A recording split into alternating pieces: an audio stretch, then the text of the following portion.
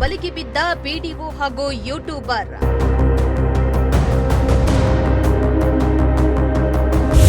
ಖಾತಾ ಬದಲಾವಣೆಗೆ ಸಂಬಂಧಿಸಿ ಲಂಚ ಪಡೆಯುವಾಗ ಬಲೆಗೆ.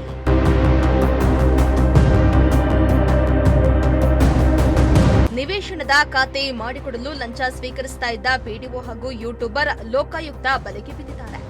ಬೆಂಗಳೂರು ಗ್ರಾಮಾಂತರ ಜಿಲ್ಲೆ ನೆಲಮಂಗಲ ತಾಲೂಕಿನ ಕಳಲುಘಟ್ಟ ಗ್ರಾಮ ಪಂಚಾಯಿತಿ ಪಿಡಿಒ ಗೀತಾಮಣಿ ಹಾಗೂ ಯೂಟ್ಯೂಬರ್ ಗಂಗಾಧರ್ ಲೋಕಬಲೆಗೆ ಬಿದ್ದವರಾಗಿದ್ದಾರೆ.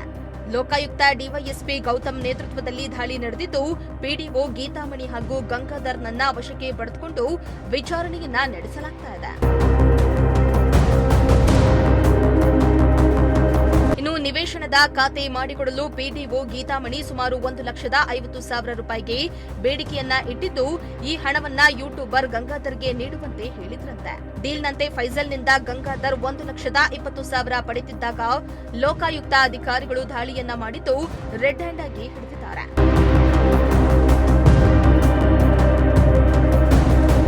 ಸದ್ಯ ಈ ಸಂಬಂಧ ಇಬ್ಬರನ್ನ ಪೊಲೀಸರು ವಶಕ್ಕೆ ಪಡೆದಿದ್ದು, ವಿಚಾರಣೆಯನ್ನ ನಡೆಸ್ತಾ ಇದ್ದು, ಮುಂದಿನ ಕ್ರಮಕ್ಕೆ ಮುಂದಾಗಿದ್ದಾರೆ.